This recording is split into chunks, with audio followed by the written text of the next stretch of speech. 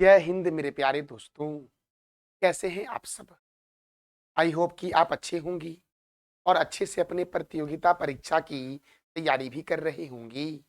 तो आज है 2 जुलाई 2025 और आज के जितने भी महत्वपूर्ण करंट अफेयर्स होंगी और स्टैटिक जीके होंगे, वो सभी हम इस वीडियो में डिस्कस करेंगे। तो आइए मेरे प्यारे बच्चों, हम शुरू करते हैं आज का हमारा प्यारा सा महत्वपूर्ण current affairs with static GK. मेरे प्यारे बच्चों, आज का हमारा पहला प्रश्न है, राष्ट्रीय चार्टर्ड अकाउंटेंट डे ने क्या है कि राष्ट्रीय चार्टर्ड अकाउंटेंट्स डे कब मनाया जाता है? तो ये मनाया जाता है मेरे प्यारे बच्चों 1 जुलाई को। इसका आंसर हो जाएगा बी नंबर वाला कि राष्ट्रीय चार्टर्ड अकाउंटेंट दिवस मनाया जाता है 1 जुलाई को। देखो, भारतीय चार्टर्ड अकाउंटेंट्स संस्थान की स्थापना 1 जुलाई 1949 को हुआ था। इसीलिए 1 जुलाई को राष्ट्रीय चार्टर्ड अकाउंटेंट डे मनाया जाता है। अच्छा, भारतीय चार्टर्ड अकाउंटेंट संस्थान का मुख्यालय कहाँ है? तो बोलोगे नई दिल्ली में है मेरे प्यारे बच्चों। अब देखो, नेशनल डॉक्टर डे मनाया गया 1 जुलाई को और इस बार के नेशनल डॉक्टर डे का थीम था behind the mask who heals the healers. यही थीम था इस बार के नेशनल डॉक्टर दिवस का। अच्छा, राष्ट्रीय चार्टर्ड अकाउंटेंट्स दिवस कब मनाया गया है? तो बोलोगे सर 1 जुलाई को मनाया गया है। अगला प्रश्न है, वस्तु एवं सेवा कर दिवस कब मनाया जाता है? प्रश्न क्या है मेरे प्यारे बच्चों कि वस्तु एवं सेवा कर दिवस कब मनाया जाता है? देखो, वस्तु एवं सेवा कर दिवस कब मनाया जाता है? तो ये मनाया जाता है 1 जुलाई। अर्थात 1 जुलाई को मैंने 3 दिवस बताया आपको। राष्ट्रीय चार्टर्ड अकाउंटेंट दिवस बताया, उसके बाद वस्तु एवं सेवा कर दिवस बताया और राष्ट्रीय चिकित्सक दिवस मनाया जाता है 1 जुलाई। अब देखो, वस्तु और सेवा कर से और क्या क्या प्रश्न बन सकते हैं। तो 1 जुलाई 2018 को वस्तु और सेवा कर दिवस पहली बार मनाया गया था। वस्तु और सेवा कर अर्थात जीएसटी का फुल फॉर्म होता है गुड्स एंड सर्विस टैक्स और यह लागू हुआ था भारत में 1 जुलाई 2017 को। मेरे प्यारे बच्चों, लागू करने वाला संविधान संशोधन जो था वो 101वां संविधान संशोधन था और लागू करने वाली संस्था का नाम था जीएसटी परिषद अर्थात जीएसटी काउंसिल। जीएसटी की प्रकृति कैसी है? तो ये अप्रत्यक्ष कर है। कैसा कर है? इनडायरेक्ट कर है जीएसटी। मेरे प्यारे बच्चों, जीएसटी कितने प्रकार के होते हैं? तो जीएसटी होते हैं 4 प्रकार के। अब जीएसटी 4 प्रकार के होते हैं। तो एक होता है सीजीएसटी। सीजीएसटी मतलब क्या होता है? Central goods and service tax होता है, अर्थात केंद्रीय वस्तु और सेवा कर।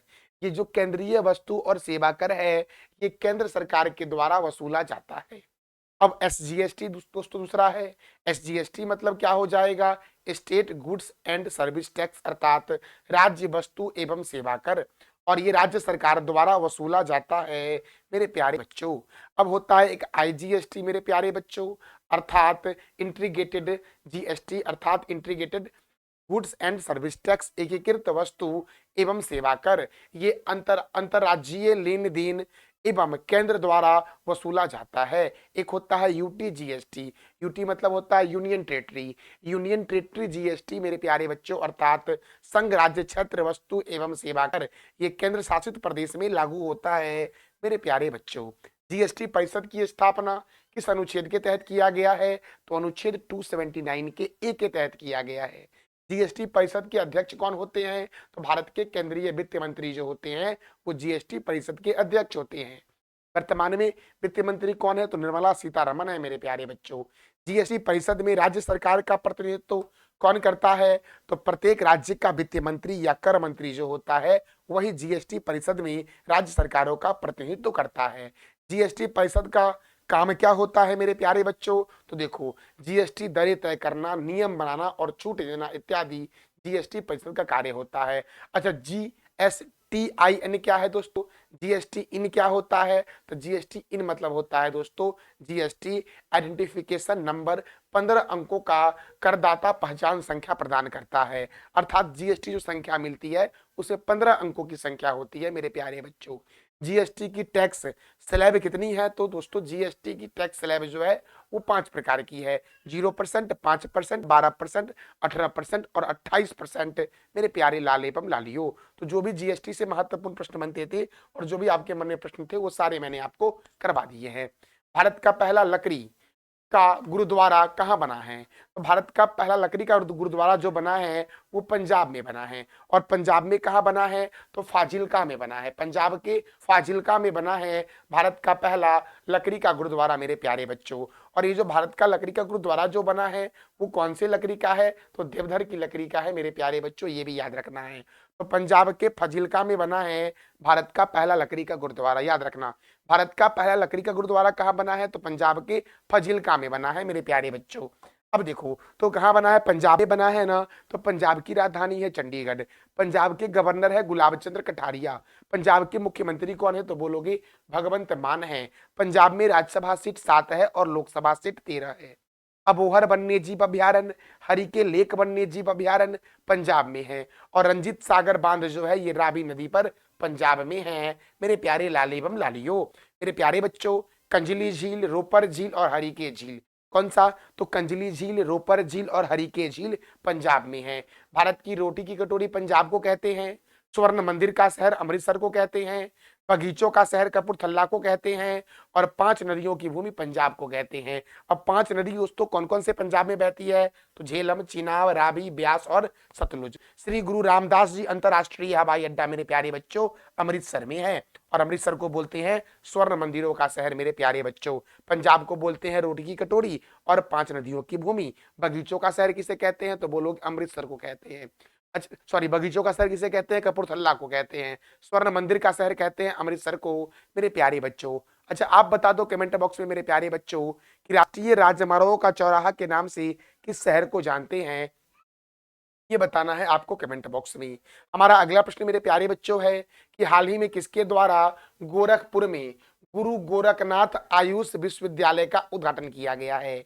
हाल ही में किसके द्वारा गोरखपुर में गुरु गोरखनाथ आयुष विश्वविद्यालय का उद्घाटन किया गया है? तो याद रखना राष्ट्रपति द्रौपदी मुर्मू के द्वारा मेरे प्यारे बच्चों। अच्छा जगदीप धनखड़ मेरे प्यारे बच्चों कौन है? तो भारत के उपराष्ट्रपति हैं।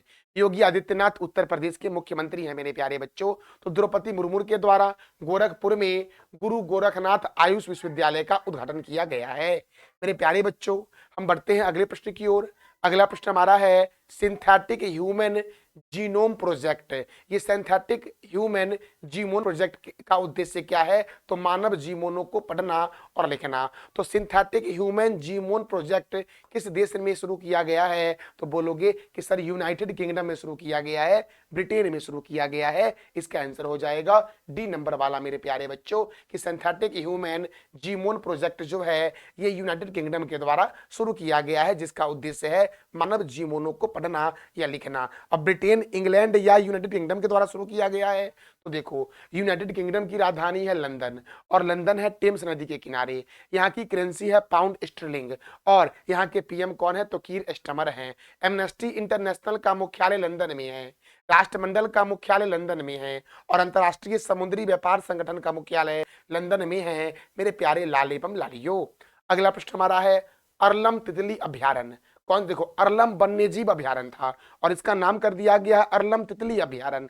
तो ये जो अरलम तितली अभ्यारण्य है मेरे प्यारे बच्चों ये किस राज्य में स्थित है? प्रश्न क्या बनता है कि अरलम तितली अभ्यारण्य जो है ये कौन से राज्य में स्थित है? तो आप बोलोगे कि सर अरलम तितली अभ्यारण्य जो है ना ये केरल में स्थित है। कहां पर स्थित है?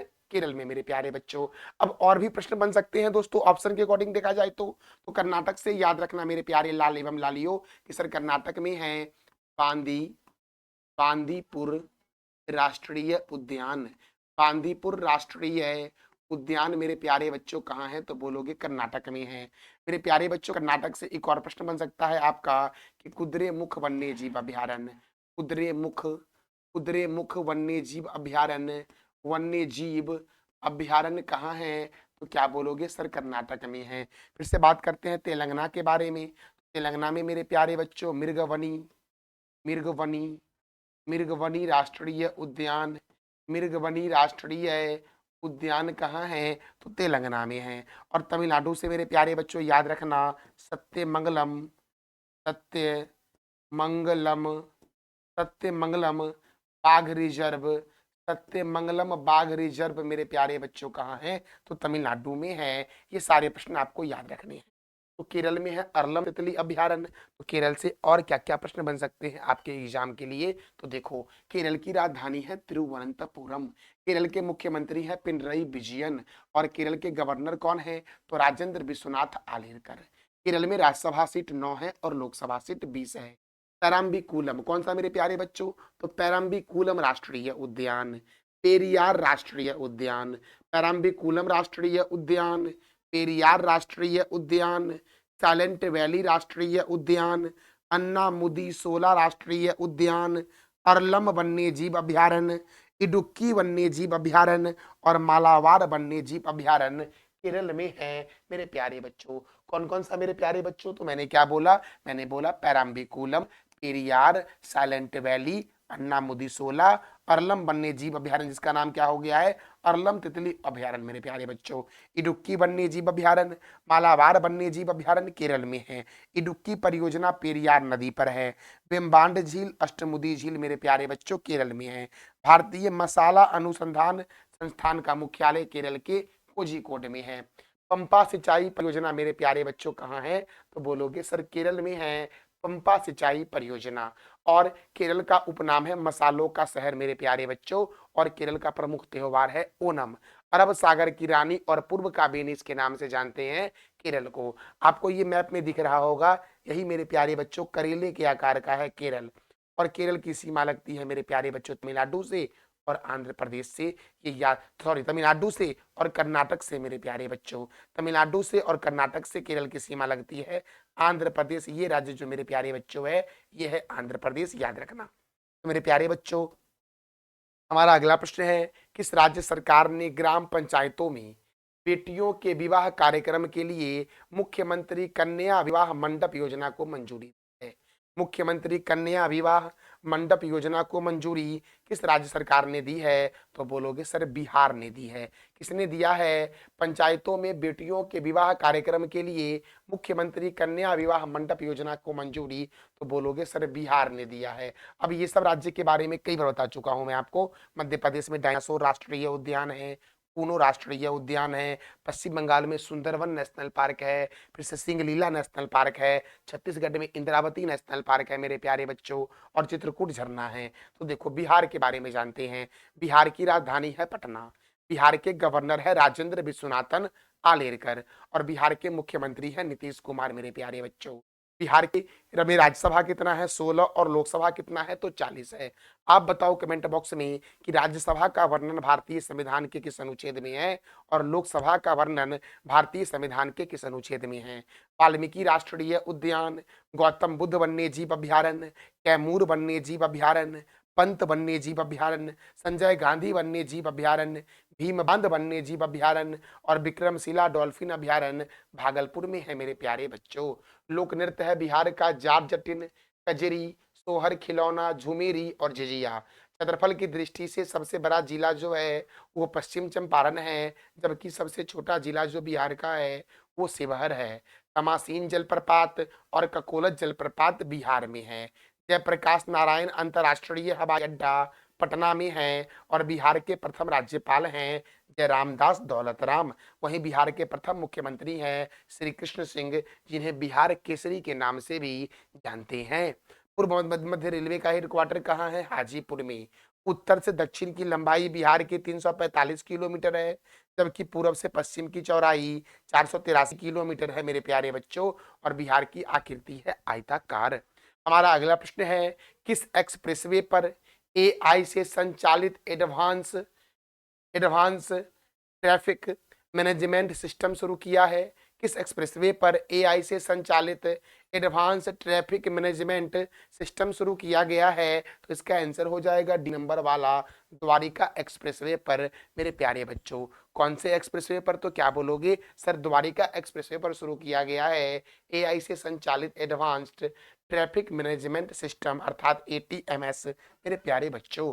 अगला प्रश्न है, किसने किसने टीएस वीरैया के द्वारा लिखित पुस्तक अंबेडकर के संदेश लॉन्च की है? सबसे पहले तो ये याद रखना कि अंबेडकर के संदेश पुस्तक के लेखक कौन है, तो बोलोगे कि DS वीरैया हैं। और इस पुस्तक का को जो लॉन्च किया है वो किसने किया है, तो उपराष्ट्रपति जगदीप धनखड़ ने किया है। इसका आंसर हो जाएगा ए नंबर वाला मेरे प्यारे बच्चों। बच्चों हमारा अगला प्रश्न है, किसने महिला और पुरुष हॉकी इंडिया मास्टर्स कप 2025 जीता है? सबसे पहले तो ये जान लो कि हॉकी इंडिया मास्टर्स कप 2025 का आयोजन जो हुआ था वो कहाँ हुआ था, तो चेन्नई में हुआ। कहाँ हुआ? चेन्नई में। और इसमें महिला और पुरुष हॉकी कप किसने जीता है, तो याद रखना महिला वाला जो जीता है वो ओडिशा ने जीता है दोस्तों, फीमेल वाला। और मेल वाला जो जीता है वो तमिलनाडु ने जीता है। अर्थात इसका आंसर हो जाएगा बी और सी दोनों। तो याद रखना महिला वाला जो हॉकी इंडिया मास्टर्स जीता है वो उड़ीसा ने जीता है, जबकि पुरुष हॉकी इंडिया मास्टर्स जीता है तमिलनाडु ने। मेरे प्यारे बच्चों क्रम याद रखना मेरे प्यारे लाल एवं लालियो। तो मेरे प्यारे लाल एवं लालियो हमारा अब बात करते हैं हॉकी के बारे में। हॉकी का पहला क्लब है ब्लैक हिथ एंड एबी क्लब, और इसकी स्थापना हुई थी 1861 को इंग्लैंड में। हॉकी में 11 खिलाड़ी होते हैं, याद रखना। शिवाजी स्टेडियम दिल्ली में है, कलिंग स्टेडियम भुवनेश्वर में है, तिरालू हॉकी स्टेडियम शिमला में है, लिवेली हॉकी स्टेडियम लंदन में है, मेजर ध्यानचंद स्टेडियम दिल्ली में है, और सरदार वल्लभ भाई पटेल स्टेडियम जो है वो हॉकी के लिए प्रसिद्ध है रायपुर में। अच्छा, मेजर ध्यानचंद को बोला जाता है हॉकी का जादूगर, और इन्हीं की जयंती पर मनाते हैं खेल दिवस। 29 अगस्त को मनाते हैं खेल दिवस मेरे प्यारे बच्चों। हॉकी के संबंध में महत्वपूर्ण ट्रॉफी और कप देख लो। Beighton cup, Rangaswamy cup, Aga Khan cup, Begum Rasul trophy, Maharaja Ranjit Singh gold cup, lady Ratan Tata trophy, Guru Nanak championship, Dhyanchand trophy, Nehru trophy, Scindia gold cup, Murugappa gold cup, Wellington cup और इंदिरा गांधी गोल्ड कप का संबंध हॉकी से है। और विश्व का सबसे बड़ा हॉकी स्टेडियम जो है वो बिरसा मुंडा हॉकी स्टेडियम है, जो ओडिशा के राउरकेला में स्थित है मेरे प्यारे बच्चों। तो ये था हमारा आज का महत्वपूर्ण current affairs with static GK. मैं वीडियो के एंड में आपसे प्रत्येक दिन 3 प्रश्न करता हूँ। कल जो मैंने आपसे 3 प्रश्न किया था मेरे प्यारे बच्चों, वो प्रश्न था कि भारतीय सांख्यिकी के जनक कौन है, तो बोलोगे PC महालनोबिस है। विधान चंद्र राय को भारत रत्न कब दिया गया था, तो बोलोगे मेरे प्यारे बच्चों 1961 में दिया गया था। भारत का टॉलीवुड के नाम से जानते हैं कोलकाता को मेरे प्यारे लाल एवं लालियो। और आज का आपका 3 प्रश्न है, राष्ट्रीय सांख्यिकी दिवस कब मनाया जाता है, भारत की पहली क्वांटम कंप्यूटिंग घाटी का निर्माण कहाँ होगा, और किस राजमार्ग पर भारत का पहला वन्य जीव गलियारा बनाया जाएगा। तो इस तीनों प्रश्नों का जवाब देना है आपको कमेंट बॉक्स में। अब जरा सा हम कल के करंट अफेयर्स को रिवीजन कर लेते हैं। नेशनल डॉक्टर डे कब मनाया गया, 1 जुलाई को, और थीम था behind the mask who heals healer the healers, यही थीम था। रिसर्च एंड एनालिसिस विंग के नए अध्यक्ष कौन बने हैं, तो पराग जैन बने हैं। किस राज्य के निजामाबाद में गृह मंत्री अमित शाह के द्वारा हल्दी बोर्ड मुख्यालय का उद्घाटन किया गया है, तो तेलंगाना में। भारत में भूमि और समुद्री बंदरगाहों के माध्यम से किस देश से जूट आयात पर प्रतिबंध लगाया है, तो बांग्लादेश, और बांग्लादेश के संसद का नाम है जातीय संसद। राष्ट्रीय सांख्यिकी दिवस कब मनाया जाता है, 29 जून को। अच्छा, विश्व सांख्यिकी दिवस कब मनाया जाता है, तो आप बताओ कमेंट बॉक्स में। वैश्विक आलू अनुसंधान केंद्र की मेजबानी कौन करेगा, आगरा करेगा। देखो SENA देशों में 150 टेस्ट विकेट लेने वाले पहले एशियाई गेंदबाज कौन बने हैं, तो जसप्रीत बुमराह बन गए हैं। एस्ट्रो टूरिज्म फेस्टिवल का आयोजन कहाँ हुआ है, तो लद्दाख के लेह में हुआ है। किस राजमार्ग पर भारत का पहला वन्यजीव गलियारा बनाया जाएगा, तो दिल्ली सॉरी मेरे प्यारे बच्चों याद रखना, किस राजमार्ग पर भारत का पहला वन्यजीव गलियारा बनाया जाएगा, तो दिल्ली मुंबई मेरे प्यारे बच्चों राजमार्ग पर बनाया जाएगा। भारत की पहली क्वांटम कंप्यूटिंग घाटी का निर्माण कहाँ होगा, तो अमरावती में होगा। ये प्रश्न मैंने कल करवाया था, उसका मैंने रिवीजन भी करवा दिया आपको। मेरे प्यारे बच्चों ये था हमारा आज का महत्वपूर्ण current affairs with static GK. इस वीडियो का PDF आपको टेलीग्राम पर मिलेगा, जिसका लिंक वीडियो के डिस्क्रिप्शन बॉक्स में। थैंक यू सो मच मेरे प्यारे लाल एवं लालियों।